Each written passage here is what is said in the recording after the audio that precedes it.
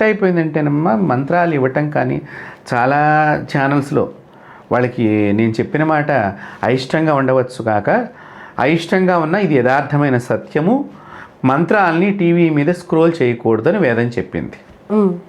మంత్రాలని TV ముఖతంగా కూడా చెప్పకూడదు అని వేదం చెప్పింది. మంత్రము రహస్యము. సో రహస్యాన్ని రహస్యంగానే వారికి ఇవ్వాలి. కాబట్టి ఇట్లా చేయటం మూలకంగా ఇప్పుడు నేను మంత్రం చెప్తాను, మీరు స్క్రోల్ చేస్తారు, దాని మూలకంగా కూడా నాకు పాపం వస్తుంది, స్క్రోల్ చేసినందుకు మీకు పాపం వస్తుంది, మీకంటే ఎక్కువ దెబ్బలు నేను తినాల్సి వస్తుంది చెప్పినందుకు గాను.